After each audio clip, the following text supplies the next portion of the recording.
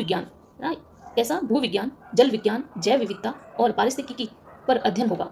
ये 4 पॉइंट आपको याद रखने हैं। यहाँ पर उच्च स्तरीय समिति का गठन किया जाएगा, किसके द्वारा? सर्वोच्च न्यायालय की ओर से अरावली को परिभाषित करने। किस लिए किया जा रहा है कि अरावली को परिभाषित किया जाएगा? क्या है अरावली?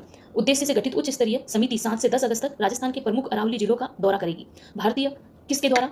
भारतीय वानिकी अनुसंधान एवं शिक्षा परिषद के महानिदेशक की अध्यक्षता वाली यह समिति क्षेत्र की पारिस्थितिकी, भू विज्ञान, जल विज्ञान और जैव विविधता, खनन, भूमि उपयोग और सामाजिक आर्थिक पहलुओं का गहन अध्ययन करेगी। यहाँ इसीलिए मैंने यहाँ पर जोड़ दिया है कि पहली बात सर्वोच्च न्यायालय, सेकंड उच्च स्तरीय समिति 7 से 10 अगस्त, थर्ड पॉइंट भारतीय वानिकी अनुसंधान शिक्षा परिषद के महानिदेशक की अध्यक्षता वाली समिति, 4 पॉइंट पारिस्थितिकी, भू विज्ञान, जल विज्ञान, जैव विविधता, खनन, भूमि उपयोग और सामाजिक और आर्थिक पहलुओं का गहन अध्ययन किया जाएगा। यहाँ पर आपसे गड़बड़ हो सकती है कि सामाजिक भी है और आर्थिक पहलू भी क्या है अरावली पर्वतमाला का, उस पर भी अध्ययन किया जाएगा। इसी के साथ आगे इसी समिति के द्वारा जो ये पूरी अध्ययन किया जाएगा, इसके लिए नोडल अधिकारियों को भी तैनात किया गया है। वहीं नोडल अधिकारी में महावीर प्रसाद मीना को बनाया गया है और अतिरिक्त निदेशक BS सोडा को सहायक नोडल अधिकारी नियुक्त किया गया है।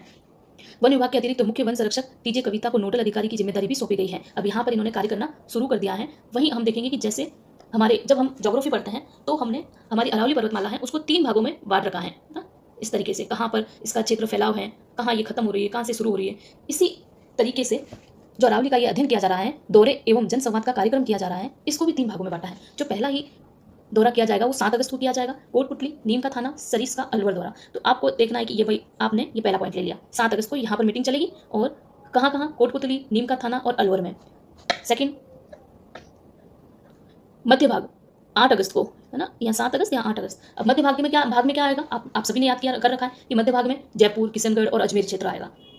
और फिर यहाँ जो लास्ट वाला भाग है, चाहे इसे आप फर्स्ट भी कहो चाहे लास्ट भी कहो, दोनों तरफ से ही है। तो जहाँ से अरावली की शुरुआत होती है, जहाँ सबसे ज़्यादा अरावली का फैलाव है, राजसमंद और उदयपुर, यहाँ पर 9 से 10 अगस्त 2 दिन, क्योंकि यहाँ फैलाव ज़्यादा है, अरावली का क्षेत्र बड़ा है। तो इस तरीके से 3 पार्ट किए गए हैं, 7 अगस्त, 8 अगस्त और 9 और 10 अगस्त। यहाँ पर पूरा अरावली का अध्ययन किया जाएगा इन जिलों में कि कहाँ पर क्या अरावली से संबंधित खनन में, भू विज्ञान में, जल विज्ञान में, सामाजिक और आर्थिक किस तरीके से अरावली यहाँ इफेक्ट करती है।